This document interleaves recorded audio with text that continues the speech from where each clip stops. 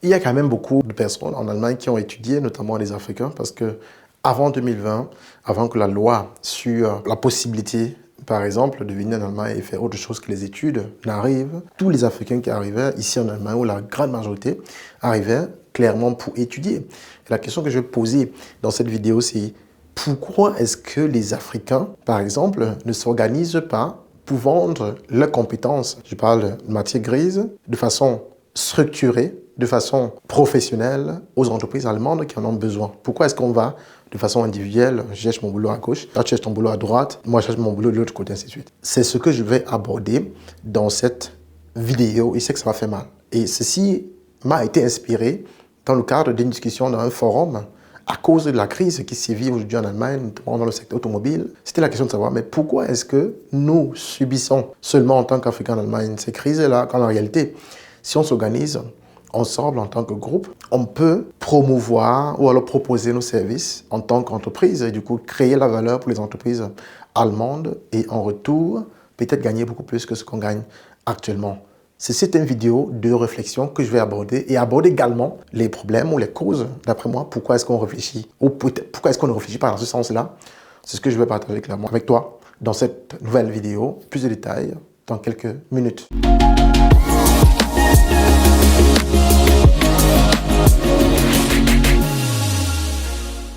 Salut, moi c'est Franklin et à travers cette chaîne, j'aide les Africains dans les questions d'immigration, d'intégration et de business en Allemagne. Si toi également tu aimerais venir en Allemagne, ou alors si tu résides déjà ici, je pense que tu es au bon endroit parce qu'à travers cette chaîne, tu vas apprendre beaucoup de choses ou des astuces, par exemple, pour immigrer en Allemagne de façon légale, pour t'intégrer et surtout pour faire de l'argent à travers les business comme l'immobilier, comme le e-commerce et d'autres business que je vais également partager dans les prochaines semaines, prochains mois, sur cette chaîne. Alors, avant de commencer dans cette vidéo, je tiens à te rappeler que j'offre un cadeau actuellement à tous mes abonnés, à tous ceux qui me suivent et qui veulent se lancer dans l'immobilier. C'est un livre que j'ai écrit sur 10 étapes pour te lancer dans le business immobilier rentable en Allemagne et ceci en toute confiance. C'est simplement un extrait de mes 10 années d'expérience dans l'investissement immobilier en Allemagne. Donc, c'est parti les amis, on aborde cette vidéo avec une thématique importante, vraiment très importante. Et je veux que tu prennes vraiment cette vidéo, que tu la considères comme une vidéo éducative. Je ne veux pas des préjugés comme Franklin, je suis en Allemagne depuis 30 ans, depuis 35 ans. Le nombre d'années passées dans un pays ne te donne aucune médaille. Ne fais pas de toi le plus intelligent ou le plus sage. Pas du tout. Parce que la vie est dynamique, les choses changent en Allemagne tout le temps. Si tu ne t'actualises pas, tu peux faire même 50 ans en Allemagne et puis tu n'as pas le niveau d'information que quelqu'un qui est arrivé il y a peut-être 2 mois. Si celui-ci s'intéresse et si celui-ci activement fait des recherches là-dessus. Donc, il faut à la base se libérer des petits clichés comme ça qui retardent la communauté africaine à mon sens et avoir un esprit simplement ouvert pour emmagasiner de nouvelles impulses ou de nouvelles informations par exemple. La question m'a été posée dans un forum, ou nous a été posée dans un forum, on était nombreux, où on échangeait par exemple sur la crise économique actuelle. On voit des entreprises automobiles allemandes, les grandes entreprises automobiles allemandes ont difficulté par exemple. Je ne veux pas aborder les causes de cette difficulté-là ici, mais beaucoup plus les conséquences, surtout dans notre communauté, nous les Africains en Allemagne, en grande majorité, des salariés, et pour la plupart, qui travaillent dans le secteur automobile, de façon directe ou indirecte. Donc on sera forcément impacté économiquement par cette situation. Et la question était simple, Franklin, pourquoi est-ce que les Africains en Allemagne, qui sont en grande majorité des ingénieurs, en grande majorité des personnes bien formées par exemple, pourquoi ils ne s'organisent pas et créent des sociétés pour, à leur tour par exemple, sous-traiter des personnes avec les entreprises allemandes dans le secteur d'automobile, dans d'autres secteurs. Je tiens à rappeler ici qu'il y a des entreprises quand même que je connais en Allemagne, parfois détenues par des Africains, parfois pas, qui font déjà ce job-là.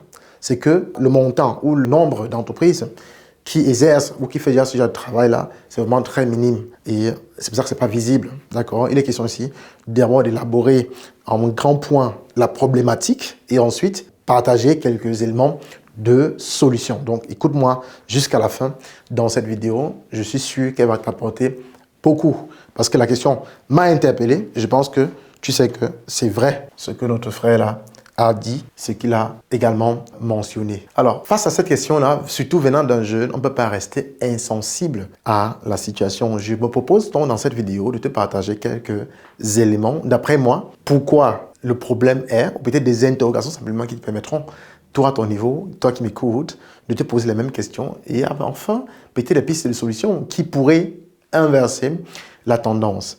Si nous ne faisons rien en tant qu'Africains, ou alors ne changeons pas la tendance, ça va se répercuter sur nos enfants. Parce qu'on n'enseigne pas ce qu'on n'a pas. Est-ce que vous comprenez ce que je viens de dire? Vous ne pouvez pas ne pas avoir quelque chose et enseigner quelqu'un. C'est impossible. Même vos enfants. Vous allez dire ce que vous voulez, mais ils vont observer comment vous faites. C'est ce qu'ils observent qu'ils vont adopter. Donc il est donc important de le faire, peut-être s'améliorer pour que la prochaine génération ou vos enfants puissent également avoir un peu vent de cela et bénéficier. La question claire dans cette vidéo est simplement de dire pourquoi est-ce que toutes les crises, nous sommes toujours en mode on subit, généralement, rarement en mode nous sommes acteurs pour changer la donne ou peut-être pour influencer la chose. Donc la question avait été posée dans le forum. La question reste le même. Pourquoi est-ce que les Africains ne se mettent pas ensemble pour créer des entreprises, par exemple, de sous-traitance et proposer leur dienstleistung, leur service à d'autres entreprises? Parce qu'il y a quand même beaucoup d'ingénieurs en Allemagne, beaucoup d'Africains ingénieurs. Jusqu'en 2020, comme je dis, les gens venaient principalement pour les études. Et toutes ces personnes, pour la plupart, restent. Certes, d'autres sont allés au Canada, mais d'autres sont quand même restés. Pourquoi ceux-là restent dans leur salariat, se contentent de celui-ci, sans jamais oser, par exemple, prendre cette voie, certes risquée, mais qui a des retombées beaucoup plus intéressantes qu'un salariat, par exemple, sur le plan économique. Je vais rester clairement sur le plan économique ici et partager avec vous. Est-ce qu'ils ne le font pas par peur? Ce sont des questions que je vais simplement écrire ici, que je me pose. Vous pouvez peut-être dire en commentaire, est-ce que c'est un problème d'incertitude? Parce que l'incertitude est là, c'est que quand vous voulez entreprendre ou toute activité entrepreneuriale, business, quoi qu'il en soit, vous n'avez pas de garantie du résultat. Vous n'êtes pas sûr que ça va marcher. Donc, vous allez simplement avec la foi que ça marche, ça peut ne pas marcher. Alors que vous êtes salarié, que vous soyez en pleine performance le mois de janvier et vous soyez en baisse performance le mois de février, vous avez toujours quand même votre salaire qui tombe à la même hauteur. D'accord? Quand vous soyez malade pendant 2 semaines, le mois de mars, et que vous travaillez seulement 2 semaines, votre salaire reste inchangé. Ça apporte quand même la sécurité, d'accord? Alors que si vous êtes entrepreneur, alors vous devez toujours apporter la même performance pour que votre revenu soit peut-être constant ou alors plus. Si vous ne faites rien, vous ne produisez pas, vous ne recevez rien. C'est ça, la loi de la nature, les amis, quand on veut entreprendre. Donc, est-ce que c'est cette peur-là qui motive ou qui décourage beaucoup de nos frères et sœurs ici à peut-être embrayer ce chemin-là? Est-ce que c'est un problème éducationnel? Est-ce que c'est un problème d'éducation? Ça veut dire qu'on a peut-être grandi dans des familles, par exemple, où tout le monde était salarié. Donc, du coup, on n'arrive même pas à l'idée d'entreprendre parce qu'on n'a jamais vu ça. On a toujours vu papa qui va au boulot, il rentre, maman qui à la maison fait le ménage. Alors, papa et maman vont travailler, rendre le soin, ainsi de suite. On avait la nounou. Est-ce que c'est ça? Moi, personnellement, par exemple, j'ai vu l'inverse. Moi, je n'ai pas connu de famille où le père part travailler, rendre le soin. Mon papa est décédé malheureusement. J'étais très jeune. Lui-même, il est décédé très jeune. J'étais très jeune. Et ma maman ne travaillait nulle part. Donc, elle allait faire ce qu'on appelle Bayam Selam. Donc, j'ai grandi comme ça avec une femme qui allait chaque matin que j'avais créé ce badge pour nourrir ses enfants qui étaient nombreux quand même. Donc, c'est ce que j'ai vu. Peut-être ça qui m'a façonné à toujours bouger, toujours me battre, chercher, ainsi de suite. Parce que peut-être c'est ça. Est-ce que c'est un problème éducationnel? Je vois quand même beaucoup de personnes, je veux dire, la grande majorité quand même de personnes ici qui viennent ici, ou peut-être la plupart des personnes qui viennent ici, ont quand même des familles modestes au pays, où peut-être même si le papa a travaillé dans une entreprise, la maman a toujours fait le petit commerce, ainsi de suite. Il y a toujours quand même eu l'activité, si vous voulez, entrepreneuriale à petite échelle, dans chaque famille, de près ou de loin, en Afrique. Donc, est-ce que c'est un problème éducationnel? Pourquoi on ne réfléchit pas dans ce sens-là? Pourquoi on ne réfléchit pas dans ce sens-là? Maintenant, si c'est un problème éducationnel, on a quand même des personnes qui vivent ici depuis 20 ans quand même. Ça veut dire qu'ils sont arrivés peut-être à 19 ans ou à 20 ans. Donc, en réalité, ont vécu le même nombre de temps en Afrique qu'en Allemagne. Vous avez quelqu'un, par exemple, qui est venu à 20 ans, il a 40 ans aujourd'hui, il a fait 20 ans en Afrique, 20 ans en Allemagne, mais ce n'est pas pour autant que ça a changé sa façon de penser pour ce cas-là. Pourquoi est-ce que, malgré cela, la personne ne va pas dans ce sens-là, ou alors on ne se dirige pas vers le sens, notamment entrepreneurial, de se dire, écoutez, nous avons quand même étudié, nous avons de la valeur, hein. Les entreprises allemandes en attendent de cela, mettons-nous ensemble, créons une entreprise de sous-traitance et vendons nos compétences, notre matière grise à ces différentes entreprises-là. Est-ce que c'est un problème maintenant systémique? Alors, systémique veut dire ici simplement que, est-ce que le système allemand est fait de telle façon qu'on ne peut pas, en tant qu'Africain par exemple, exploser sur le plan économique, parce que de par notre nature et de par la configuration du système allemand, il est impossible pour nous de se lancer dans le business et que ça explose, par exemple. Moi, je dirais non, parce que je vois quand même d'autres entreprises, peut-être détenues par des Africains, ou d'autres entreprises même détenues par d'autres communautés qui se passent plutôt bien, alors qu'on est soumis au même système. Alors, est-ce que c'est un problème maintenant, cette fois-ci, intégrationnel? Sur le plan économique, hein, je sais que quand il n'y a pas d'intégration, c'est-à-dire, mais Franck, je suis intégré, j'ai ma femme blanche, ainsi de suite. Oui, ça c'est l'intégration peut-être culturelle ou intégration sur le plan matrimonial. Je ne parle pas de ça, je parle de l'intégration purement économique. Est-ce que je comprends l'environnement économique dans lequel je suis? Est-ce que je comprends l'environnement dans lequel je me frotte tout le temps? Est-ce que je comprends par exemple les pistes ou des possibilités par exemple que j'ai en tant qu'Africain ici sur le plan économique d'exploser par exemple? Alors, maintenant, si c'est un problème systémique ou un problème integrationnel, pourquoi on observe la même tendance dans d'autres pays, même beaucoup plus développés que l'Allemagne? Je parle ici par exemple des États-Unis, je parle ici par exemple du Canada, même de la France qui est ici à côté, certes n'est pas développée sur le plan économique comme l'Allemagne, mais prenons les États-Unis ou le Canada. Les Africains là-bas, on sont soumis à la même situation. Ça veut dire qu'on est toujours en mode, on cherche un travail, on a une famille, on est tranquille. Pourquoi? Est-ce que c'est la peur de l'inconnu? Qu'est-ce qui nous freine?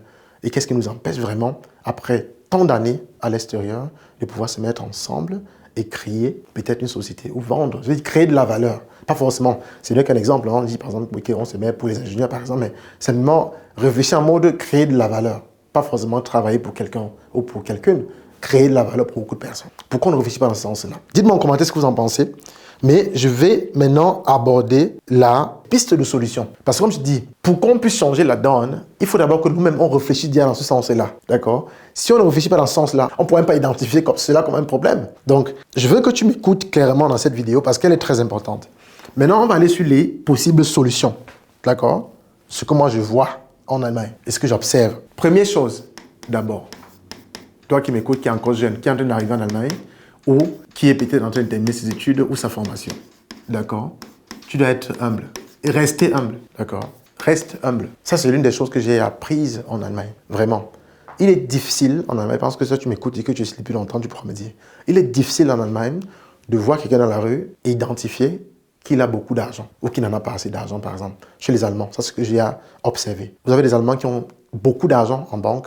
On parle ici de plus de 300 000 euros en cash en banque, mais vous n'allez pas voir forcément dans le bling-bling ou un truc comme ça. Donc, ils savent rester ou garder une certaine humilité alors qu'ils ont quand même pas mal d'argent en banque. Alors que généralement, chez les Africains, c'est un peu difficile. Quand un Africain commence à gagner un peu d'argent, tu vas voir un peu, soit avec la voiture, soit avec la maison. C'est quelque chose qui montre, c'est clair quand même, c'est les Allemands qui montrent aussi dans un certain niveau de l'échelle, soit avec la voiture, soit avec la maison. Mais en termes d'humilité, vraiment, il y en a plusieurs, même à l'école, à l'université, avec des professeurs. Vraiment, ça c'est un truc que j'ai pu apprendre de positif dans la société, dans le comportement allemand. Moi, je peux dire ici simplement qu'une chose ici, une piste de solution ici, pour la communauté africaine, c'est d'abord d'être humble. Ça commence par là. On dit l'humilité précède la gloire, les amis. Restez humble.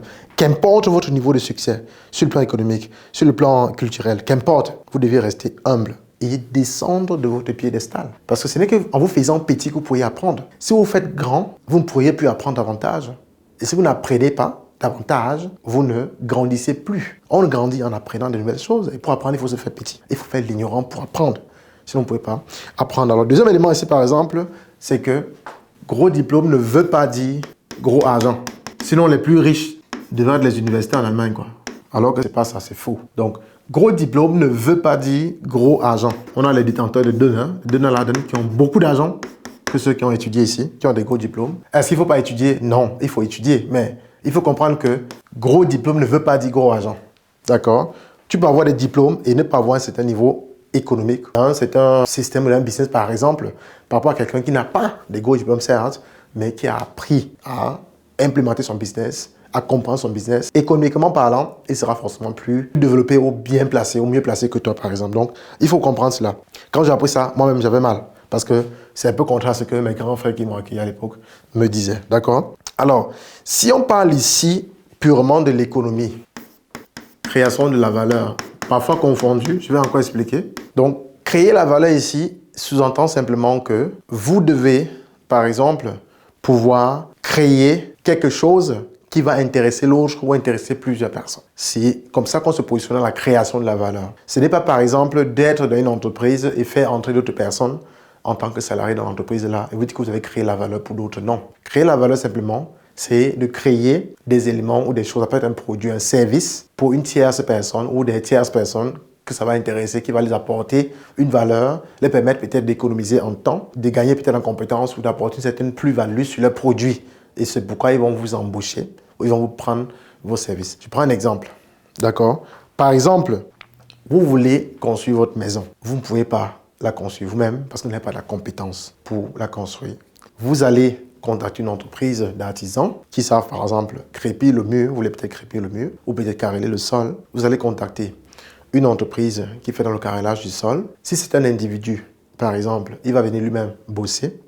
Mais si c'est une entreprise, par exemple, le chef a déjà structuré son entreprise de telle façon qu'il carrelle. Donc, il va t'apporter le service de carreler ta maison. C'est cette valeur-là, parce qu'à la fin, tu auras une maison carrelée et en retour, tu paies un certain montant.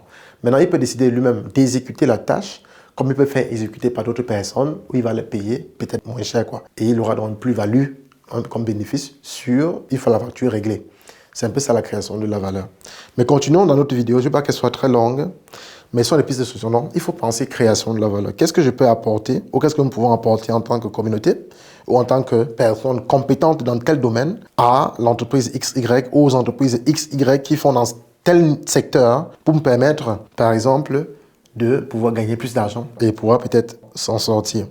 Et n'oubliez pas, quand on parle de l'économie ici, de la création de valeur, on est dans le jargon purement économique. Et qui dit économique veut dire que il faudrait que ta valeur créée soit possible de vendre à plusieurs personnes. D'accord? Je prends un exemple ici. C'est un Donald Arden. Tout le monde connaît. Les Donald Arden, par exemple, au pays, on appelle ça les shawarma, les boutiques de shawarma. Il y en a plusieurs ici, en Allemagne, par exemple. Et on sait que c'est une communauté spécifique qui maîtrise la chaîne de distribution des donneurs et ça fait partie des entreprises les plus florissantes en Allemagne, par exemple. Les détenteurs de ces boutiques en Allemagne ne sont pas des gens qui ont beaucoup fait d'école. Hein. Je connais la plupart qui ont fait vraiment, certains ont fait le primaire, certains ont fait un peu le collège, mais gagnent beaucoup d'argent avec cette boutique-là. Pourquoi? Parce qu'avec la boutique, ils remplissent une condition clé en entrepreneuriat. Ils ne font pas en ligne. Ils sont généralement positionnés dans des coins où il y a beaucoup de trafic. Beaucoup de trafic signifie que beaucoup de personnes y circulent. Alors, quand beaucoup de personnes y circulent, il y a peut-être une rue, il y a peut-être 100 personnes ou 200, 300 personnes qui circulent chaque jour. La probabilité que les gens s'arrêtent pour acheter est très grande. Et eux, ils vendent à plusieurs personnes. D'accord? Ils font le donneur, ils se positionnent dans un endroit où il y a du trafic, dont les gens circulent. La probabilité que les gens voient est très élevée et ils vendent à plusieurs personnes. Alors que quand on est salarié, même si on est nombreux, 1000 ingénieurs, 2000 ingénieurs, si les 2000 sont salariés, on est de façon individuelle, on apporte la valeur à un individu, à une entreprise. Donc, c'est une relation d'un sur un. Donc, moi, je donne mon temps et mes compétences à l'entreprise X. Toi, tu donnes à l'entreprise Y. Toi, tu donnes à l'entreprise Z. Alors, si on se met ensemble, on peut créer beaucoup plus de personnes. Ça veut dire que la même compétence qu'on a apportée à X, on va apporter aussi à Y. D'accord? Mais c'est la même compétence. Ça fait ce qu'on va donc gagner beaucoup plus d'argent parce que la même valeur qu'on vendait jusqu'ici à une seule entreprise, on peut la vendre à plusieurs entreprises et même documenter et voir comment on peut réutiliser même des choses qui se répètent. Ça veut dire qu'on n'a plus besoin de créer à chaque fois. Par exemple, si on a peut-être fait une expérience, on a fait un projet avec l'entreprise X, on a testé ça fonctionne bien, on peut utiliser l'expérience déjà avec l'entreprise X pour implémenter avec l'entreprise Y. Ça se passe comme ça en entreprise, vous-même vous le savez. Votre entreprise qui vous emploie aujourd'hui fait la même chose. Votre entreprise qui vous emploie aujourd'hui a plusieurs clients. Et ces différents clients-là, elle les vend les produits, parfois produits en grande partie développés une fois et travaille juste des extensions pour satisfaire d'autres clients qui ont peut-être des spécificités. Est-ce que vous comprenez? C'est pour ça que ça fonctionne. C'est pour ça qu'un Donald en Allemagne marche. Parce qu'ils ont plusieurs clients, ils vendent à toutes les nationalités par exemple, et c'est le même produit. Alors, on continue. Ça, c'était un exemple, par exemple, création de valeur. Je voulais maintenant donner un autre élément qui est ici, là, qui est important. Si on veut s'orienter ou commencer à réfléchir dans ce sens-là, que notre frère a posé la question, c'est qu'il faudrait qu'on accepte. Il faut accepter l'inconfort. Vous ne pouvez pas vous lancer dans le business ou aller vers cette tendance-là, qui est à mon sens louable, et ne pas accepter l'inconfort. C'est impossible. Parce que personne ne peut vous garantir que ça va marcher quand vous lancez un business ou une activité entrepreneuriale. Personne ne peut vous garantir cela. c'est un risque à la base. Et ce sera forcément inconfortable, bien sûr, parce que tu peux travailler ou te mettre avec d'autres Africains, ça ne marche pas, parce que vous avez des ambitions peut-être différentes, le goût peut-être du risque peut-être différent, c'est sûr, peut-être vous commencez bien, après l'autre se décourage. Personne ne peut te garantir, ça crée un certain inconfort. Il va falloir que tu puisses peut-être laisser déjà ton boulot et aller vers ce risque-là. Donc c'est quand même assez risqué. Et ça rend quand même inconfortable. Tu pourras plus avoir la belle maison comme tes amis peut-être qui sont salariés et qui ont pris des gros crédits. Donc ça crée l'inconfort. Et peut-être ta femme ne pourra pas peut-être t'accompagner dans ce sens-là. Peut-être va te quitter à cause de cela. Donc parce que tu n'auras plus d'argent, et ainsi de suite. Donc il y a quand même l'inconfort qui est là, qu'il faudrait accepter. Et ce que je voulais dire à mon frère là, la dernière fois, on avait échangé dans le forum, je disais par exemple que non, c'est pas une question qu'il faut répondre comme ça. Il y a beaucoup d'aspects qu'il faut tenir en compte. Et parfois, peut-être, on n'est pas simplement fait pour l'entrepreneuriat, mais ça fait quand même réfléchir. Après tant d'années, beaucoup de personnes qui arrivent en Allemagne, on ne voit pas une tendance vraiment dans ce sens-là. Donc, ça fait quand même réfléchir. Et il était question pour moi quand même de partager en vidéo et vous dire à peu près comment moi j'interprète cela et comment moi je peux donner comme proposition, comme élément pour que ça bouge. Mais ce que je vais dire avant de terminer dans cette vidéo, c'est que si on réfléchit toujours en mode on va faire et avoir le profit tout de suite, on va pas aller très loin en termes de communauté ici en Allemagne. Vraiment pas. Si vous regardez par exemple la communauté qui détient les Dönerladen en Allemagne, depuis combien de générations elle est là, vous allez voir que ça se construit avec le temps. Mais attention, attention. Peut-être pas que vous dites, ah Franklin, c'est vrai, on est à la 3e, 4e génération, peut-être la 10e génération. Non. Il faudrait que on change notre façon de réfléchir et qu'on commence à travailler vers d'autres axes. Et c'est en travaillant vers d'autres axes-là, avec l'expérience au fil des années, qu'on pourra améliorer cet axe-là. Ça veut dire que si on ne réfléchit pas encore création de valeur pour les autres, même si on fait 100 ans en Allemagne, même 200 ans, on ne pourra pas décoller. Parce qu'on n'est même pas encore dans la façon, on n'est pas encore sur la voie, en réalité, qui va permettre de changer la donne. Est-ce que vous comprenez?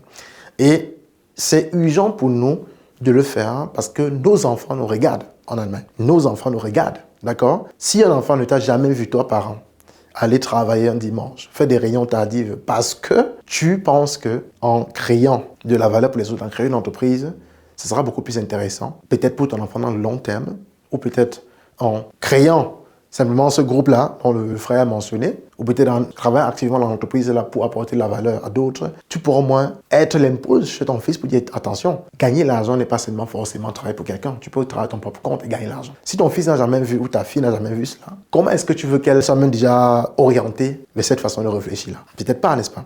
Donc, je pense que c'est quelque chose qu'il fallait que je thématise encore en vidéo et j'apporte seulement autour de la grande communauté à travers des questions que je me pose comme ça. Je n'ai pas de solution idoine, mais je pense qu'il est temps, à partir du moment où on a déjà le séjour ici, parce que généralement, quand on vient d'arriver, on est restreint à cause du séjour, certes, mais à partir du moment où on a un séjour qui nous permet de faire autre chose ou d'expérimenter autre chose que le salariat, je pense que c'est notre devoir de le faire.